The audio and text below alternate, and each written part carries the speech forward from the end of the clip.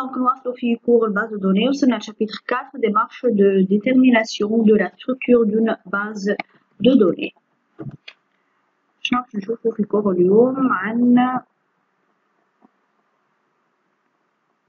Donc, l'introduction. Dans la vie courante, l'exploitation d'une base de données se fait généralement sur une base de données existante. في الحياة العادية كيفاش نحن نخرجوا base de données من base de données تكون موجودة يعني. Dans certains cas, on est amené à créer sa propre base de données. C'est ce que nous allons voir dans le chapitre suivant. نشوفوا نحن كيفاش الواحد يصنع base de données. Comme nous avons déjà défini une base de données comme étant un ensemble structuré de données relatives à un ou plusieurs domaines, la création de la base correspond à ce ou ces domaines doit être précédée par un travail de réflexion consistant à trouver la meilleure façon selon laquelle les différents sujets du monde réel doivent être traduits en structure relationnelle, c'est-à-dire en tables, colonnes, clés primaires et clés étrangères. Ce travail de réflexion s'appelle conception de la base de données. هذه المرحلة تسمى conception. يعني les domaines au monde réel, processeur de conception, نتحصلوا على base de données. العملية معناتها صناعة base de données باش تنقلها أنت من العالم الحقيقي إنك تخرج إنه base de données هي تسمى conception. Traduction de domaine en base de données. La conception d'une base de données se fait selon un processus relativement complexe. العملية هذه تعدى processus complexe. Nous proposons ici un processus simplifié permettant de donner une démarche de conception d'une base de données sans trop rentrer dans les détails mentionnés. شوفوا عملية مبسطة من غير ما ندخلوا في التفاصيل على الآخر يعني. C'est pour cette raison que nous n'allons pas utiliser le terme conception, mais plutôt déterminer la structure. على ذلك مش باش نستعملوا كلمة conception، خاطر هذيك يعني عملية معقدة يعني. نستعملوا نحن حاجة مبسطة، دونك نحكيو على déterminer la structure d'une base de données. La démarche pour déterminer la structure d'une base de données est composée des étapes suivantes. عندنا 7 مراحل. المرحلة الأولى هي délimiter le ou les domaines concernés. نشوفوا نحن domaine وإلا مجموعة les domaines المعنيين. 2 déterminer les colonnes. نحدوا les colonnes. 3 déterminer les tables. 4 affecter les colonnes aux tables. 5 déterminer les clés primaires. 6 déterminer les liens entre les tables. 7 analyser et affiner la structure de la base de données. Bien sûr, les données, domaine, colonne, table, clés primaires, liens, كنا حكينا عليهم في الفيديو اللي قبل هذا يعني فسرناهم. اللي ما شافهمش ينجم يرجع. Nous allons détailler chacune de ces étapes dans les sections suivantes. باش نحكيو على كل étape. Donc شفنا هنا هذوما السبعة اللي حكيناهم هنا نحكيو عليهم بالوحدة. Donc d'éliminer les domaines. L'étape هذه شنو هو؟ Cette première étape donc هي المرحلة الأولى كما قلنا consiste à identifier le ou les domaines qui constituent l'objet de la base de données. Donc المرحلة هذه باش نحددوا فيها الدومين وإلا مجموعة الدومين اللي يحددوا l'objet حاولوا تدور حول الباز de données.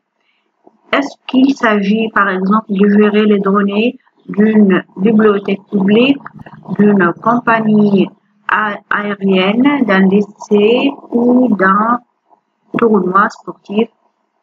إلى آخره. Donc, un autre terme utilisé pour désigner les différents domaines constituant l'objet de la base de données est celui de monde réel. Une fois les domaines identifiés, on doit collecter les informations qui feront l'objet de la base de données. Cette collecte peut être faite à travers des entretiens avec les personnes concernées et ou un recueil des documents décrivant l'existence, fiches, dossiers, fichiers, feuilles de calcul.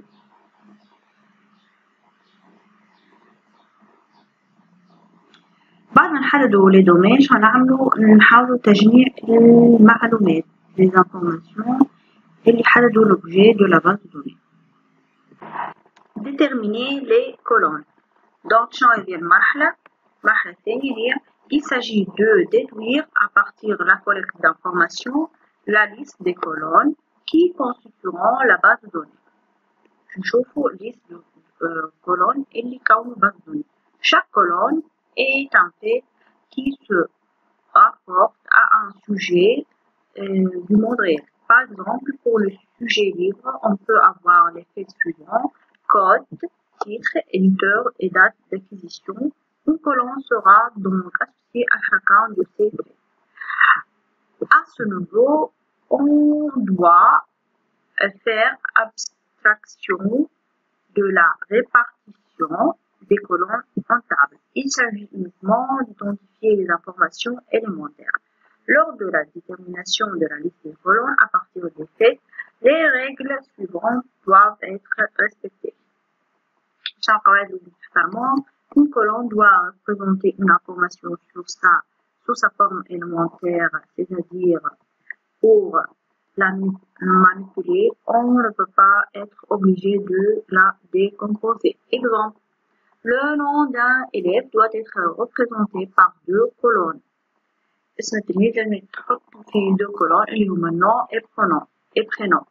Une colonne ne doit pas correspondante à une information calculée ou dérivée à partir d'autres colonnes. Exemple, si nous avons une colonne note sur 20 et une colonne coefficient, on ne doit pas rajouter une colonne note finale, qui est le résultat de la manipulation de la note sur 20 par le coefficient. Des colonnes similaires ne doivent pas être présentes. Il faut garder une seule colonne. يعني انت عندك كولون تحط فيها العدد على 20 وعندك كولون فيها الكوفيسيون هكا ما تنسيش تعمل كولون اللي فيها النوت فينال باش فيها الكالكول. اكزومبل خاطر هو باش يكون لو ريزولتا نتاع لي دو كولون هيك. Exemple, si nous avons trois colonnes, note 1, note 2, note 3, on doit les remplacer par une seule colonne note.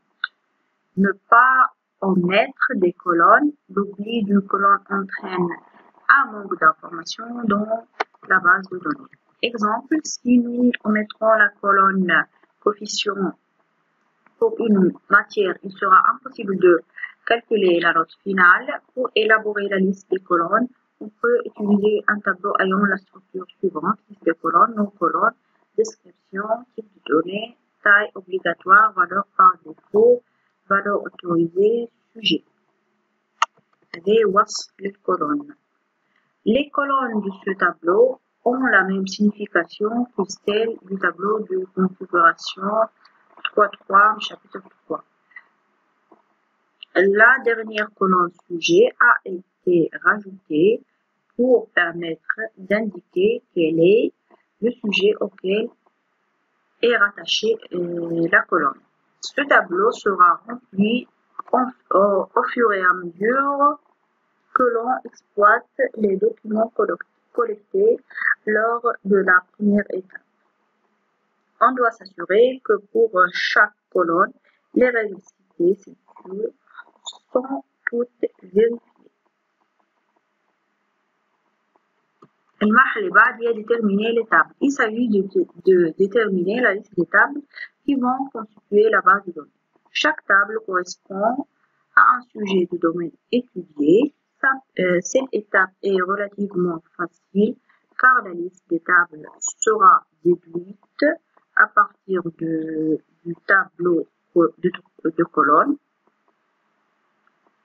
La dernière colonne de ce tableau contient le sujet auquel est associée la colonne. En récupérant la liste des sujets, nous obtenons la liste des tables. Cette liste peut être représentée aussi sous forme du tableau suivant. Liste des tables en table, description, sujet. Tableau de description de table. Petit 5, affecter les colonnes aux tables. Donc, c'est l'étape la plus importante dans le processus de détermination de la structure d'une base de données, car c'est de l'attribution d'une colonne à la bonne table que dépend la quantité d'une base de données. Affecter une colonne à une table autre que celle à laquelle elle devrait être affectée génère des anomalies lors de la manipulation des données. Il s'agit donc de reprendre la liste des colonnes et de décider pour chaque colonne à quelle table on doit l'affecter. Ce tableau contient déjà une colonne sujet qui correspond aux tables auxquelles les colonnes doivent être affectées.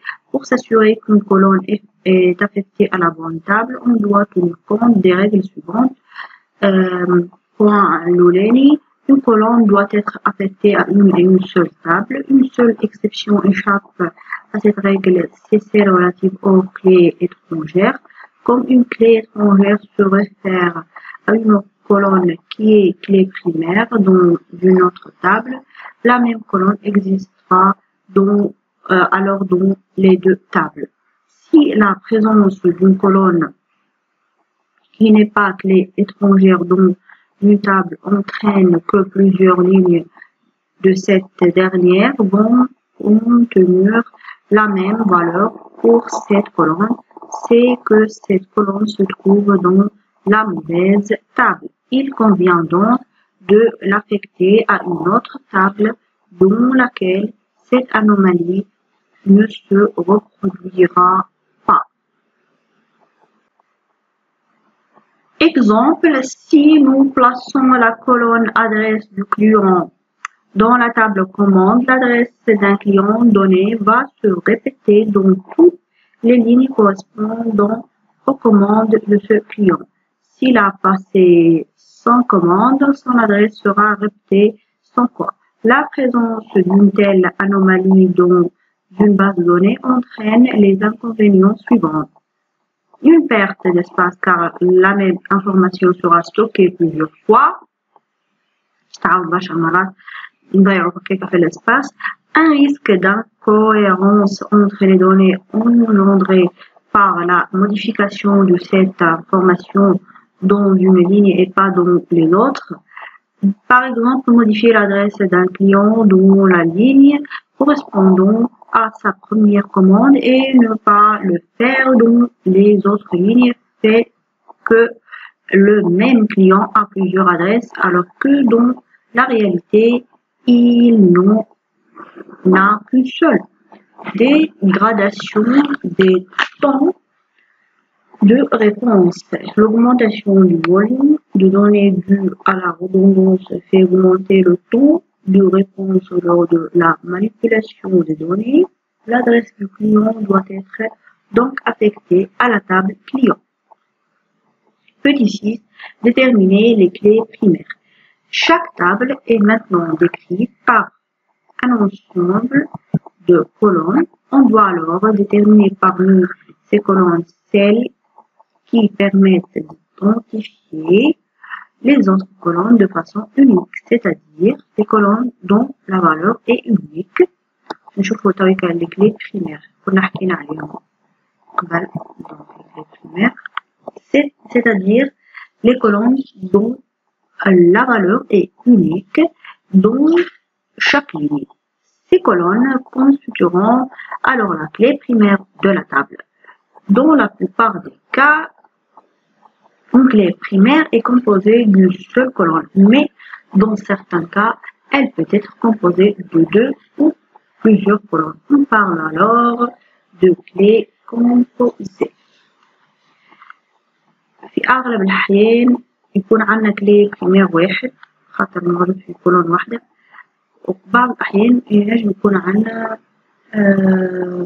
من 2 أو أكثر كولون. دونك في الحالة دي نحكيو على كلي كومبوزي.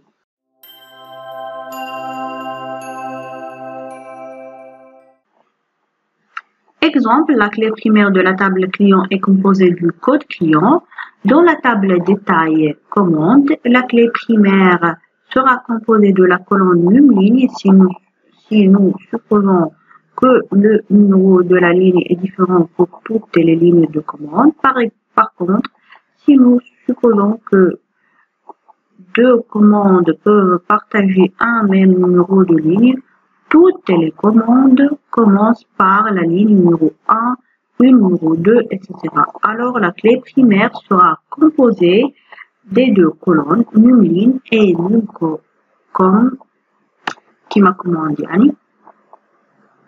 C'est une clé primaire composée. Remarque, dans le cas où aucune des colonnes de la table peut être utilisée comme une clé primaire, nous devons rajouter une nouvelle colonne et la prendre comme clé primaire.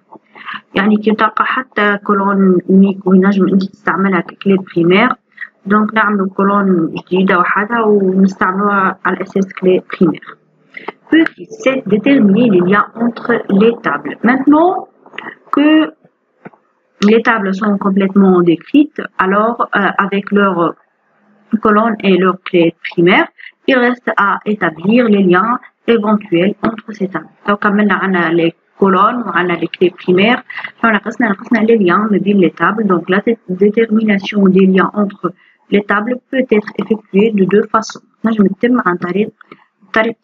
Il existe dans une table B une colonne petit b, donc table grand B fait la colonne petit b qui correspond à une colonne A dans une autre table grand A qui correspond à la colonne petit a في table واحدة A et qui est une clé primaire dans cette table. Ceci veut dire que la colonne B est une clé étrangère dans la table B. Un lien doit être donc établi entre les tables A et B, grand A et grand B, pour relier les colonnes petit a et petit b. D'après la description dont nous disposons sur les sujets représentés par deux tables, nous avons pu déduire qu'il existe un lien entre les deux sujets. Pour établir ce lien entre les deux tables, nous devons d'abord identifier la table mère et la table fille. Ensuite, on doit rajouter la table fille à la table des autres tables fille une colonne qui correspond à la clé primaire de la table mère. Cette colonne rajoutée sera une clé étrangère. Exemple, supposons les deux tables client et commande et que dans la table commande, nous n'avons pas la colonne code client. D'autre part, dans la description de ces deux sujets, nous avons une phrase qui dit une commande est relative à un client. Cette phrase veut dire qu'il doit y avoir un lien entre les deux tables commande et client. La table mère sera la table client et la table fille sera la table commande, car un client peut avoir plusieurs commandes, mais une commande est relative à un seul client. On doit donc rajouter dans la table commande une nouvelle colonne code client qui sera une clé étrangère. Petit 8, analyser et affiner la structure de la base de données.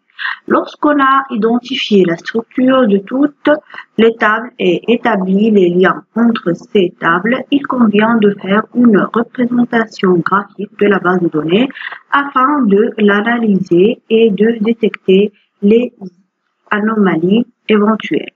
Il pourrait s'agir d'un oubli de colonnes ou de liens entre tables. Donc, lorsque les corrections éventuelles auront été apportées à la structure de la base, nous devons utiliser le SGBD pour créer les différentes tables. Ensuite, on doit insérer suffisamment de lignes dans chaque table pour tester la validité de sa structure. Chaque anomalie constatée sera corrigée en modifiant la structure déplacée.